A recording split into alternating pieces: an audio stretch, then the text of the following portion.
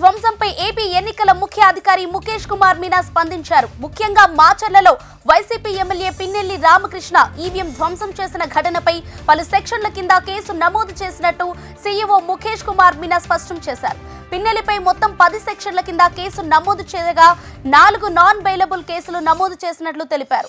7 ఏళ్లు శిక్ష పడే అవకాశం ఉందన్నారు. ప్రస్తుతం పరారీలో ఉన్న పిన్నెల్లి కోసం 4 బృందాలు గాలిస్తున్నాయని సీఈఓ ముఖేష్ కుమార్ మీనా వివరించారు. ఈవీఎంల ధ్వంసం చేసిన వైసీపీ ఎమ్మెల్యే పిన్నెల్లి రామకృష్ణారెడ్డిని అరెస్టు చేసేందుకు 4 ప్రత్యేక బృందాలు గాలిస్తున్నాయని ఆంధ్రప్రదేశ్ డీజీపీ కేంద్ర ఎన్నికల సంఘానికి నివేదిక ఇచ్చారు. రాష్ట్ర ఎన్నికల ప్రధాన అధికారి ద్వారా కేంద్ర ఎన్నికల కమిషన్ కు లేఖ పంపారు. కాగా ఈవీఎంల ధ్వంసం ఘటనపై కేంద్ర ఎన్నికల సంఘం సీరియస్ అయింది. దానిపై పూర్తి నివేదిక సమర్పించాలని సీఈఓ డీజీపీని ఆదేశించింది. కాగా మాచర్లలోని పోలింగ్ స్టేషన్ లో ఈవీఎం ధ్వంసం చేసిన పిన్నెల్లిపై ఇప్పటికే 10 సెక్షన్ల కింద కేసు నమోదు చేసినట్టు సీఈఓ ముఖేష్ కుమార్ మీనా స్పష్టం చేశారు. పిన్నెల్లిని అరెస్టు చేసేందుకు అడిషనల్ ఎస్పీ ఆధ్వర్యంలో 4 ప్రత్యేక బృందాలను నియమించినట్టు తెలిపారు. రాష్ట్ర వ్యాప్తంగా పిన్నెల్లిపై లుకౌట్ నోటీసులు జారీ చేశామని ఎన్నికల సంఘానికి ఇచ్చిన నివేదికలో డీజీపీ పేర్కొన్నారు. మాచర్ల నియోజకవర్గంలో ప్రజలు బానిసత్వంలో ఉన్నారని టీడీపీ అభ్యర్థి జూలకంటి బ్రహ్మారెడ్డి అన్నారు. ప్రజలు తిరుగుబాటు చేస్తున్నారని భయంతో ఈవీఎంలను పగలగొట్టారని ఆయన విమర్శించారు. అలాంటి వ్యక్తి ఎన్నికల్లో పోటీ చేయకుండా ఈసీ అనర్హత వేటు వేయాలని డిమాండ్ చేశారు. మాచర్లలో చాలా చోట్ల రిగ్గింగ్ జరిగిందని వైసీపీ నేత కాసు మహేష్ రెడ్డి ఆరోపించారు. ఒక్క వీడియోను మాత్రమే ఈసీ ఎందుకు విడుదల చేసిందని ప్రశ్నించారు. ఎన్నికల అనంతరం పలువురు అధికారులను ఈసీ సస్పెండ్ చేసిందని, వారిని ఇక్కడికి పంపిందే ఎన్నికల సంఘం అని గుర్తు చేశారు. ఎన్నికలు నిర్వహించడంలో ఈసీ విఫలమైందని అనుకోవాలా అని నిలదీశారు. తెలంగాణ అవతరణ దినోత్సవానికి సోనియా గాంధీని ఎలా పిలుస్తారో చెప్పాలని రాష్ట్ర ప్రభుత్వాన్ని బీజేపీ రాష్ట్ర అధ్యక్షులు కిషన్ రెడ్డి ప్రశ్నించారు.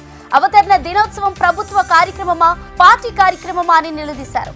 1700 మంది ఉద్యమకారులను హత్య చేసినందుకు సోనియాను పిలుస్తారా అని ఎద్దేవా చేశారు. 3.5 కోట్ల మంది ప్రజలు సకల జన్ల సమ్మె చేసి తెలంగాణను తెచ్చుకున్నామన్నారు కిషన్ రెడ్డి. సోనియా గాంధీ తెలంగాణ ఉద్యమ సమయంలో దెయ్యాల్లాంటిదని, అప్పుడే కాదు ఇప్పటికే ఆమెను దెయ్యంలానే భావిస్తామన్నారు. తెలంగాణను సోనియా గాంధీ ఇవ్వలేదని, యువకుల బలిదానాలతో కొట్లాడి తెచ్చుకున్నామని కిషన్ రెడ్డి అన్నారు. దేశంలోని అత్యధిక ఉద్యోగాలు బీఆర్ఎస్ ఇచ్చిందని, కాదని నిరూపిస్తే తన ఎమ్మెల్యే పదవికి రాజీనామా చేస్తానని కేటీఆర్ సవాల్ విసిరారు. చేసిన పనిని ప్రచారం చేసుకోవటంలో బీఆర్ఎస్ విఫలమైందన్నారు. తెలంగాణలో ప్రభుత్వ ఉద్యోగాలకు 73% జీతాలు పెరిగాయని, కానీ 1వ తేదీన శాలరీ రావటం లేదనేదే ప్రధాన వార్త అయిందన్నారు. ఎన్నికలకు ముందు అన్ని వడ్లకు బోనస్ అని బోగస్ మాటలను రేవంత్ చెప్పారని కేటీఆర్ ఆక్షేపించారు. తిరుమల శ్రీవారిని తెలంగాణ సీఎం రేవంత్ రెడ్డి దంపతులు దర్శించుకున్నారు. వైకుంఠం క్యూ కాంప్లెక్స్ దగ్గర సీఎం రేవంత్ కుటుంబ సభ్యులకు టీటీడీ అధికారులు స్వాగతం పలికారు. అనంతరం కుటుంబ సభ్యులతో కలిసి స్వామివారిని దర్శించుకుని మొక్కులు చెల్లించుకున్నారు రేవంత్ రెడ్డి. తెలంగాణ సీఎంగా బాధ్యతలు చేపట్టాక తొలిసారి తిరుమల శ్రీవారిని దర్శించుకున్నారు రేవంత్ రెడ్డి. ఏపీలో ఏర్పడబోయే కొత్త ప్రభుత్వంతో మంచి సత్సంబంధాలు కలిగి ఉండాలని కోరుకున్నట్లు రేవంత్ తెలిపారు. ఏపీలో ఆరోగ్యశ్రీ నిధులు విడుదల చేసింది ప్రభుత్వం. అత్యవసరంగా 203 కోట్ల రూపాయలను రిలీజ్ చేసింది. తమకు ప్రభుత్వం నుంచి రావాల్సిన బకాయిలు విడుదల కాలేదని, నేటి నుంచి ఆరోగ్యశ్రీ సేవలు నిలిపివేస్తున్నట్లు నెట్వర్క్ హాస్పిటల్స్ అసోసియేషన్ ప్రకటించింది. ఇప్పటి వరకు అందించిన ఆరోగ్య సేవలకు ప్రభుత్వం నుంచి 1500 కోట్లు రావాల్సి ఉందని, బకాయి ఉందని, అవి చెల్లిస్తేనే గానీ కొనసాగించలేమని తేల్చి చెప్పింది. ఈ నేపథ్యంలో ప్రభుత్వం 203 కోట్ల రూపాయలు విడుదల చేసింది. అయితే నిధుల విడుదలతో నెట్వర్క్ హాస్పిటల్స్ ఆరోగ్యశ్రీ సేవలను కొనసాగిస్తాయా లేదా అన్నది స్పష్టత రావాల్సి ఉంది. మేడిగడ్డలోని 7వ బ్లాక్ లో కుంగిన పిల్లర్స్ ను పరిశీలించడానికి పూణేకు చెందిన సిడబ్ల్యూపీఆర్ఎస్ 3 సభ్యులతో కూడిన నిపుణుల బృందం మేడిగడ్డకు చేరుకున్నారు. ఇరిగేషన్ అధికారులతో మాట్లాడి పూర్తి వివరాలు తెలుసుకున్నారు. 7వ బ్లాక్ లో చోటు చేసుకున్న కుంగుబాటుపై రివ్యూ చేశారు. ఈ రోజు జలసౌధలో ఇరిగేషన్ సెక్రటరీ, ఈఎన్సీ అధికారులతో పూణేకు చెందిన నిపుణుల బృందం సమావేశం కానుంది. ఏసీపీ ఉమామహేశ్వరరావుకు ఏసీపీ కోర్టు 14 రోజుల జ్యుడిషియల్ రిమాండ్ విధించింది. ఏసీపీ ఉమామహేశ్వరరావును పోలీసులు ఏసీపీ కోర్టులో హాజరుపరిచారు. ఆయనకు జూన్ 5వ వరకు రిమాండ్ విధించింది ఏసీబీ కోర్టు. అనంతరం ఉమామహేశ్వరరావును చెంచల్గూడ జైలుకు తరలించారు. ప్రభుత్వం తరపున ఇన్స్పెక్టర్ మల్లికార్జున్ ఫిర్యాదు చేయగా కోర్టు స్పందించింది. ఉమామహేశ్వరరావుకు చెందిన దాదాపు 3,51,00,000 సొత్తు స్వాధీనం చేసుకున్నామని ఇన్స్పెక్టర్ మల్లికార్జున తెలిపారు. మొత్తం 8 ప్రాంతాలు 14 చోట్ల సోదాలు నిర్వహించి 17 ప్రాపర్టీస్ గుర్తించినట్టు వివరించారు. నిర్మల్ జిల్లా కేంద్రంలోని వివేక్ నగర్ కాలనీలో ఆదుముల్ల శ్రీహరి అనే వ్యక్తి ఇంటిలో బ్రహ్మకమలం వికసించింది. అరుదైన ఈ పుష్పాన్ని చూసేందుకు పరిసర కాలనీ వాసులు తరలివచ్చి పూజలు నిర్వహించారు. అనంతరం బ్రహ్మకమలంతో సెల్ఫీలు దిగి సంతోషపడ్డారు. ఈ సందర్భంగా కాలనీ వాసులు మాట్లాడుతూ అరుదుగా పూసే బ్రహ్మకమలం మే నెలలో మాత్రమే పువ్వు పూస్తుందని, నెల క్రితం మొగ్గ తోడిగి వైశాఖ పౌర్ణమి రోజున వికసించిందని పేర్కొన్నారు. ఈ సందర్భంగా బ్రహ్మకమలంతో సెల్ఫీలు దిగి సంతోషపడ్డారు. ఈ అరుదైన పుష్పాన్ని ఎప్పుడు చూడలేదని, పేపర్లలో చదవటం, టీవీలలో చూడటం తప్ప ఇంతవరకు స్వయంగా చూసింది లేదని, తమ కాలనీలో ఈ పుష్పం వికసించడంతో తమ జన్మ ధన్యమైనట్లేనని పేర్కొన్నారు. పేపర్ పరిశ్రమతో వచ్చే రసాయన వ్యర్థాలతో తీవ్ర నష్టం జరుగుతోందని జామ్ ఆయిల్ రైతులు ఆవేదన వ్యక్తం చేశారు. భద్రాద్రి కొత్తగూడెం జిల్లా బూర్గంపాడు మండలం సారపాక రెడ్డిపాలెం గ్రామాలకు చెందిన రైతులు వ్యవసాయం చేసుకుని జీవనం సాగిస్తున్నారు. రెడ్డిపాలెం గ్రామానికి చెందిన రైతులు 17 ఎకరాల్లో జామ్ ఆయిల్ చెట్లను సాగు చేస్తున్నారు. పేపర్ పరిశ్రమ ద్వారా వచ్చే వ్యర్థాలతో జామ్ ఆయిల్ చెట్లకు ఇబ్బందికరంగా మారిందని రైతులు ఆందోళనకు దిగారు. జామ్ ఆయిల్ చెట్ల రైతులు తమ ఇబ్బందులను పేపర్ పరిశ్రమ యాజమాన్యం దృష్టికి తీసుకెళ్తే పెద్దగా పట్టించుకోలేదని విచారం వ్యక్తం చేశారు. పేపర్ పరిశ్రమ వ్యర్థాల వల్ల 50,000 రూపాయలు నష్టం వచ్చిందని, మొక్కలు బతికే పరిస్థితి కనిపించలేదని రైతులు ఆవేదన వ్యక్తం చేశారు. గత ఎమ్మెల్సీ ఎన్నికల్లో సెంటిమెంట్ మాయమాటలతో బీఆర్ఎస్ గెలిచిందే తప్ప పట్టభద్రుల ఓట్లతో గెలవలేదన్నారు కాంగ్రెస్ ఎమ్మెల్సీ అభ్యర్థి తీన్మార్ మల్లన్న. ఖమ్మం జిల్లా సత్తుపల్లి పట్టణంలో ఏర్పాటు చేసిన ఆత్మీయ సమావేశంలో ఆయన మాట్లాడారు. ప్రజల కోసం, విద్యా వైద్యంలో మార్పుల కోసం 100 రోజులు జైల్లో ఈ మల్లన్న మగ్గాడని, తనపై అక్రమంగా కేసులు పెట్టి జైల్లో బంధించారని గుర్తు చేశారు. కవిత ఏ పోరాటం చేసి జైలుకు వెళ్లిందో చెప్పాలని కేసీఆర్ ని ప్రశ్నించారు. సారా దందా చేసి కవిత అరెస్ట్ అయిందన్నారు. కేటీఆర్ అజ్ఞానంతో తన గురించి మాట్లాడుతున్నాడని, అసెంబ్లీ ఎన్నికల్లో కేటీఆర్ మంచోడు కాదని ప్రజలు ఇప్పటికే తీర్పిచ్చారని పేర్కొన్నారు. ప్రజలకు తెలివి లేకుండా కాంగ్రెస్ పార్టీకి ఓటేశారని కేటీఆర్ అనటం అహంకారానికి నిదర్శనమన్నారు. రానున్న ఎన్నికల్లో బీఆర్ఎస్ నాయకుల అహంకారాన్ని పూర్తిగా దించుతామని హెచ్చరించారు. తీన్మార్ మల్లన్న గెలిపిస్తే ప్రతి గ్యారంటీ హామీలను నెరవేర్చడానికి తోడుగా ఉంటాడని, పట్టభద్రుల ప్రతి ఒక్కరూ మొదటి ప్రాధాన్యత ఓటును తనకు వేసి గెలిపించాలని కోరారు. మానేరు నది నుండి ఇసుక సేకరణపై ఎన్జీటీ బెంచ్ ఇచ్చిన తీర్పు హర్షణీయమని పెద్దపల్లి మానేరు పరిరక్షణ సమితి ప్రధాన కార్యదర్శి సతీష్ అన్నారు. కరీంనగర్ ఉమ్మడి జిల్లా మానేరు నదిలో డిసెల్టేషన్ పేరిట చేపట్టిన ఇసుక తవ్వకాలపై national green tribunal Chennai south bench సంచలన తీర్పిచ్చింది. దీంతో మానేరు పరిరక్షణ సమితి సభ్యులు హర్షం వ్యక్తం చేస్తున్నారు. గత 2 సంవత్సరాలుగా ఇసుక తవ్వకాలు నిలిపివేయాలని మానేరు పరిరక్షణ సమితిని ఏర్పాటు చేశారు. అక్రమ ఇసుక తవ్వకాలు నిలిపివేశారని పోరాటం చేశామని, దానికి నేడు ఫలితం దక్కిందని, ఇరిగేషన్, మైనింగ్ విభాగాలకు 25 కోట్ల చొప్పున జరిమానా విధించిందని వారు తెలిపారు. అక్రమ ఇసుక రవాణా నిలుపుదలపై కోర్టు తీర్పిచ్చిన ఎన్జీటీకి ఇన్ని రోజులు సహకరించిన పర్యావరణవేత్తలకు ప్రత్యేక కృతజ్ఞతలు తెలిపారు. జూన్ 4న నిర్వహించే పార్లమెంటు ఎన్నికల ఓట్ల లెక్కింపు ఏర్పాట్లను ఎన్నికల అధికారి మరియు జిల్లా కలెక్టర్ అద్వైత్ కుమార్ సింగ్, ఎస్పీ సుధీర్ రామ్నాథ్ కేఖన్తో కలిసి పరిశీలించారు. పట్టణంలోని బస్టాండ్ దగ్గరలోని సోషల్ వెల్ఫేర్ జూనియర్ బాలికల కళాశాలలో కౌంటింగ్ కేంద్రాన్ని సందర్శించారు. ఎన్నికల కౌంటింగ్ ఏర్పాట్లపై ఆయా అసెంబ్లీ నియోజకవర్గాల వారీగా కలెక్టర్ సమీక్షించారు. ఓట్ల లెక్కింపు కోసం అవసరమైన ఏర్పాట్లు చేయాలన్నారు. డిస్ట్రిబ్యూషన్, రిసీవింగ్ సెంటర్లను ఆయా సెగ్మెంట్ల వారీగా ఓట్ల లెక్కింపు సంబంధిత ఏర్పాట్లలో గదులు, వసతుల మ్యాప్లను కలెక్టర్ అద్వైత్ కుమార్ సింగ్ నిశితంగా పరిశీలించి అధికారులకు తగు సూచనలు చేశారు.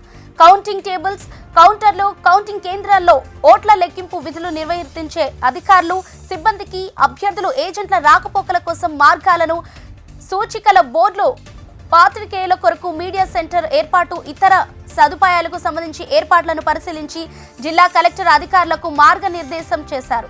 ఓట్ల లెక్కింపు ప్రక్రియకు ఎలాంటి అవాంతరాలు తలెత్తకుండా అన్ని సదుపాయాలు అందుబాటులో ఉండేలా చూడాలని అధికారులను ఆదేశించారు. కొమరం భీం ఆసిఫాబాద్ జిల్లాలో అంతర్జాతీయ జీవ వైవిధ్య దినోత్సవ సందర్భంగా అవగాహన ప్రదర్శన నిర్వహించారు. జిల్లా అటవీ శాఖ ఆధ్వర్యంలో ప్రధాన వీధుల గుండా బైక్ ర్యాలీ నిర్వహించారు. డిప్యూటీ రేంజ్ అటవీ శాఖ అధికారి యోగేష్ మాట్లాడుతూ అడవులను జీవరాశులను పరిరక్షించుకోవడంతో పాటు మానవ మనుగడకే ప్రశ్నార్థకం అవుతుందన్నారు. అభివృద్ధి పేరుతో ప్రకృతి ధ్వంసం చేస్తున్నామని ఆవేదన వ్యక్తం చేశారు. మిగిలి ఉన్న వన సంపదను కాపాడుకోవాల్సిన బాధ్యత ప్రతి ఒక్కరి బాధ్యత అని అభిప్రాయపడ్డారు. రైతు వ్యతిరేక విధానాలను అవలంబిస్తున్న కాంగ్రెస్ కు తగిన గుణపాఠం చెబుతామని బీఆర్ఎస్ రాష్ట్ర నాయకులు కమలాకర్ రెడ్డి హెచ్చరించారు. సిద్దిపేట జిల్లా దుబ్బాక నియోజకవర్గం మిరుదొడ్డి మండల కేంద్రంలో కాంగ్రెస్ ప్రభుత్వానికి వ్యతిరేకంగా నిరసన ర్యాలీ నిర్వహించారు.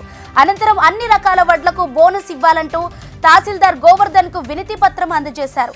సీఎం రేవంత్ రెడ్డి అధికారంలోకి రాకముందు అన్ని రకాల వడ్లకు బోనస్ ప్రకటిస్తామని చెప్పి ఇప్పుడు సన్న రకాలకు మాత్రమే బోనస్ ఇస్తామనటం విడ్డూరంగా ఉందన్నారు. రైతు భరోసా పథకం అమలు చేయకపోవటం శోచనీయమన్నారు. ధాన్యం కొనుగోలు ప్రక్రియ నత్తనడక సాగుతూ ఉందన్నారు.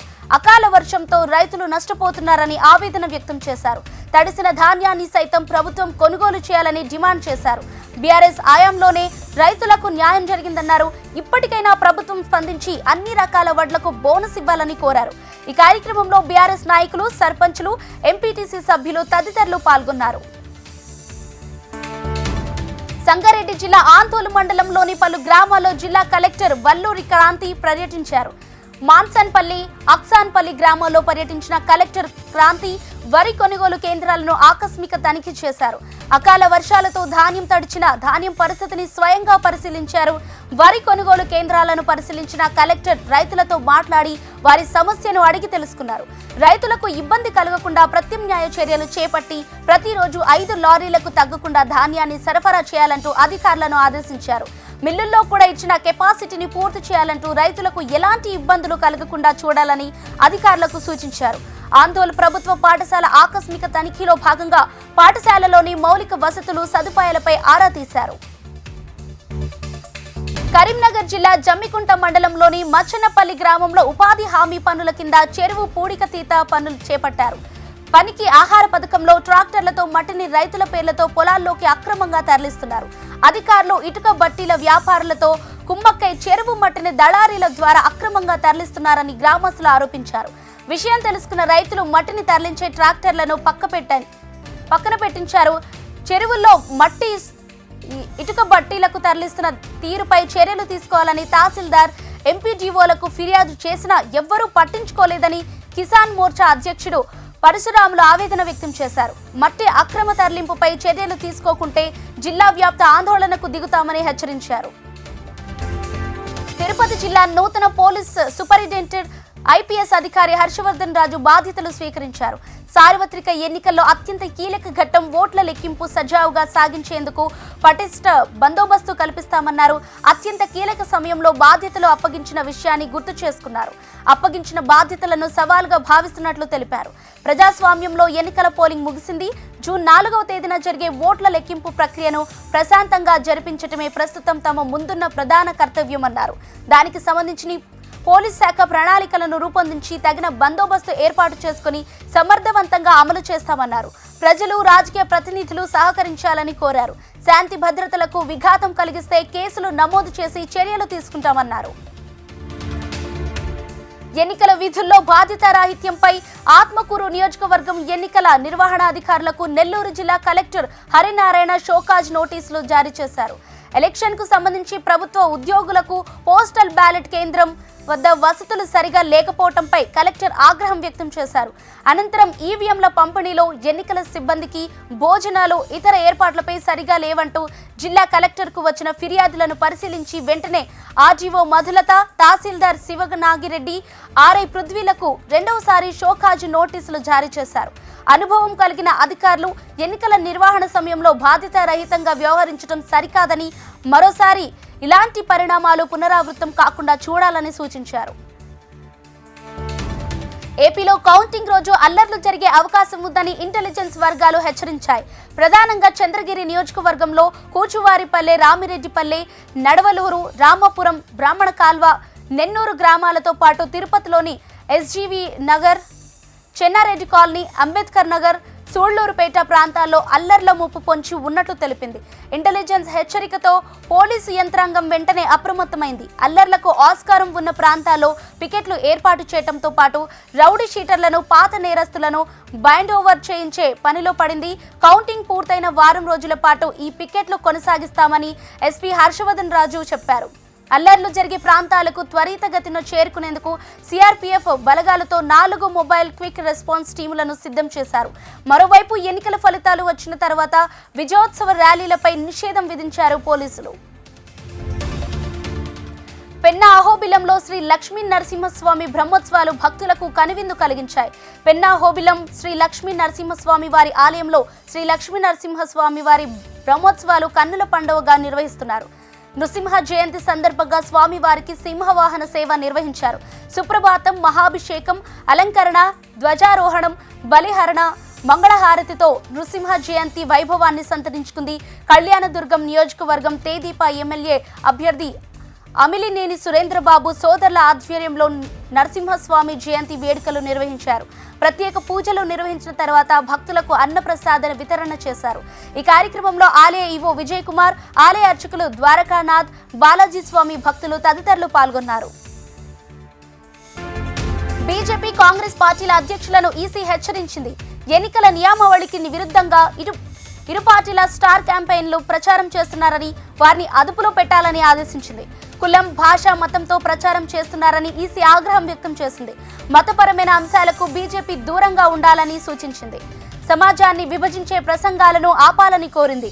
రాజ్యాంగం రద్దు వంటి అంశాలపై కాంగ్రెస్ మాట్లాడవద్దని చెప్పింది. అగ్నివీర్ రక్షణ దళాలను రాజకీయం చేయవద్దని తెలిపింది. కాంగ్రెస్, సమాజ్వాదీ పార్టీలు పగటి కలలు కంటున్నాయని ప్రధాని మోడీ ఎద్దేవా చేశారు. యూపీలో 79 సీట్లు గెలుస్తామని ప్రచారాలు చేస్తున్నాయని దుయ్యబట్టారు. జూన్ 4న యూపీ ప్రజలు వారిని మేల్కొల్పాలన్నారని చెప్పారు.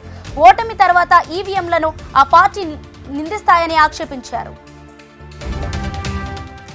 పంచాయతీ ఎన్నికల్లో ప్రజాస్వామ్యాన్ని బెంగాల్ ప్రభుత్వం ఖూనీ చేసిందని కేంద్ర హోంమంత్రి అమిత్ షా విమర్శించారు.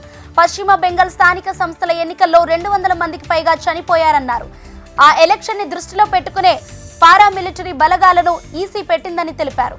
ఎన్నికల ఫలితాల తర్వాత సైతం వారు ఇక్కడే ఉంటానని చెప్పారు షా. నరేంద్ర మోడీ ప్రతిష్ట రోజు రోజుకు క్షీణిస్తోందని రాహుల్ గాంధీ విమర్శించారు. 10 ఏళ్లలో ఏనాడు అదానీ, అంబానీల గురించి మోడీ మాట్లాడలేదని, కానీ కొన్ని రోజుల క్రితం ఆయన మాట్లాడారని ఎద్దేవా చేశారు. కాంగ్రెస్ పార్టీకి టెంపోలో అదానీ, అంబానీలు డబ్బులిస్తుంటే ఈడీ, సిబిఐ ఏం చేస్తున్నాయని రాహుల్ ప్రశ్నించారు. కాంగ్రెస్ లో అత్యంత ప్రజాదరణ కలిగిన నాయకుడు రాహుల్ గాంధీ అని శశిధరూర్ అన్నారు. ఆయనకు ఎవరి మద్దతు అవసరం లేదని, స్వతహాగానే రాహుల్ ఎదిగారన్నారు. తాము ఎన్నికల్లో పోరాడుతోంది గతం గురించి కాదని, భవిష్యత్తు కోసమన్నారు. 140 కోట్ల మంది భారతీయుల ఫ్యూచర్ గురించి మేము ఆందోళన చెందుతున్నామన్నారు. సార్వత్రిక ఎన్నికలకు ముందు హేమంత్ సొరైన్ ను అరెస్టు చేశారని ప్రియాంక గాంధీ ఆక్షేపించారు. ఎన్నికల్లో పాల్గొనకుండా బీజేపీ కుట్రలు పండిందని ఆరోపించారు. హేమంత్ ను జైల్లో పెట్టి ఎన్నికల్లో గెలవాలని బీజేపీ చూస్తోందని ఎద్దేవా చేశారు. బీజేపీ కుట్రలను తిప్పుకొట్టేందుకు హేమంత్ భార్య ప్రచారంలో పాల్గొంటోందన్నారు. బీజేపీపై కశ్మీరీ యువత ఆగ్రహంతో ఉన్నారని పీడీపీ చీఫ్ మెహబూబా ముఫ్తీ అన్నారు. కశ్మీర్ ప్రాంతానికి అనేక హామీలను కేంద్రం ఇచ్చి వాటిని విస్మరించిందని ఆక్షేపించారు. ఓట్లతో తమ ఆగ్రహాన్ని కేంద్ర ప్రభుత్వానికి చూపించనున్నారని తెలిపారు. కాంగ్రెస్ గెలిస్తే అయోధ్య రామ మందిరానికి తాళం వేస్తోందన్న మోడీ వ్యాఖ్యలపై అసదుద్దీన్ ఓవైసీ స్పందించారు. నోట్ల రద్దు సమయంలో తాళాలు పడ్డ ఫ్యాక్టరీల గురించి ప్రధాని ఎందుకు మాట్లాడలేదని ప్రశ్నించారు. అనేక చిన్న, మధ్య తరహా పరిశ్రమలు మూతపడ్డాయని గుర్తు చేశారు. కరోనా లాక్డౌన్ సమయంలో యూపీకి చెందిన వారు వివిధ ప్రాంతాల్లో చిక్కుకొని చాలా మంది చనిపోయారని, కానీ ఆయన వాటి గురించి మాట్లాడారని ఎద్దేవా చేశారు. ఢిల్లీ ప్రభుత్వాన్ని ఇబ్బంది పెట్టాలని బీజేపీ కుట్ర చేస్తోందని ఆప్ మంత్రి అతిషి ఆరోపించారు. హర్యానాలోని బీజేపీ ప్రభుత్వం కుట్రలో భాగమైందని ఆక్షేపించారు. ఢిల్లీ ప్రజలను ఇబ్బంది పెట్టేందుకు యమునా నీటి సరఫరాను హర్యానా నిలిపివేసిందన్నారు. బీజేపీ కుట్రలో చిక్కుకోవద్దని ఢిల్లీ ప్రజలను మంత్రి హెచ్చరించారు. స్వాతి మలివాల్ పై బిబవ్ కుమార్ దాడికి పాల్పడిన ఘటన రాజకీయ దుమారం రేగుతుండగానే ఆపుపై ఆమె మరోసారి ఆరోపణలు చేశారు. తన వ్యక్తిగత ఫోటోలను లీక్ చేసేందుకు కుట్రలు చేస్తున్నారని ఆరోపించారు. తనపై అభ్యంతరకర విమర్శలు చేయాలంటూ పార్టీలోని ప్రతి ఒక్కరిపై ఒత్తిడి పెరుగుతోందని చెప్పారు. తనకు వ్యతిరేకంగా మీడియా సమావేశాలు నిర్వహించేందుకు కొందరిని ఏర్పాటు చేశారని, ఈ విషయాలన్నీ ఆపు సీనియర్ నేత ఒకరు తనకు చెప్పారని వెల్లడించారు. తమిళనాడులో భారీ వర్షాలు కురుస్తున్నాయి. వర్ష భీభత్సానికి సేలంలో లోతట్టు ప్రాంతాలన్నీ నీట మునిగాయి. ఊటీలో పలుచోట్ల చెట్లు విరిగిపడ్డాయి. రహదారులన్నీ జలమయమయ్యాయి. 48 గంటల పాటు భారీ నుంచి అతి భారీ వర్షాలు కురిసే అవకాశం ఉన్న నేపథ్యంలో చెన్నై సహా 7 జిల్లాలకు ఆరెంజ్ అలర్ట్ ప్రకటించింది వాతావరణ శాఖ. పాకిస్తాన్ భారత్పై మరోసారి అక్కసు వెళ్లగక్కింది. అంతర్జాతీయ వేదికలపై మన దేశాన్ని ఉద్దేశించి మరోసారి కారు కూతలు కూసింది. నవ భారతంతో గణనీయమైన ముప్పు పొంచి ఉందని నోరు పారేసుకుంది. ఐక్యరాజ్య సమితికి పాక్ శాశ్వత ప్రతినిధి మునీర్ అక్రమ్ ఈ వ్యాఖ్యలు చేశారు. పాకిస్తాన్లో ఉగ్రవాదుల మిస్టరీ మరణాల వెనుక భారత హస్తం ఉందంటూ ఆ మధ్య బ్రిటన్కు చెందిన ది గార్డియన్ పత్రిక ఓ కథనాన్ని ప్రచురించింది. దీనిని ఉద్దేశించి మునీర్ ఐక్యరాజ్య సమితిలతో మాట్లాడారు. 17వ సీజన్ ఎలిమినేటర్ పోరులో రాజస్థాన్ రాయల్స్ జయభేరి మోగించింది. లీగ్ దశలో వరుస ఓటముల నుంచి తేరుకున్న రాయల్ ఛాలెంజర్స్ బెంగళూరుకు భారీ షాక్ ఇచ్చింది. అటు లీగ్ స్టేజ్లో వరుసగా 6 మ్యాచ్లు గెలిచి ప్లే ఆఫ్స్ కు అర్హత సాధించిన ఆర్సీబీ కీలక పోరులో నిరాశపరిచింది. ఎలిమినేటర్ మ్యాచ్లో రాజస్థాన్ చేతిలో ఓడిపోయి ఇంటిబాట పట్టింది. మొదట బ్యాటింగ్ చేసిన ఆర్సీబీ 8 వికెట్ల నష్టానికి 172 పరుగులు చేసింది. దాంతో రాజస్థాన్ రాయల్స్ 19 ఓవర్లలో లక్ష్యాన్ని ఛేదించింది. 4 వికెట్ల తేడాతో గెలిచిన శాంసన్ సేన రేపు సన్ రైజర్స్ హైదరాబాద్ తో క్వాలిఫైర్ 2లో తలపడనుంది. కాగా అందులో గెలిచిన జట్టు 26వ తేదీన జరిగే ఫైనల్లో కోల్కతా టీంతో అమీతుమీ తేల్చుకోనుంది. ఇవి ఇప్పటి వరకున్న సూపర్ ఫాస్ట్ న్యూస్ అప్డేట్స్ కోసం చూస్తూనే ఉండండి హెచ్ఎం టీవీ. వార్త ఆగదు, నిజం దాగదు.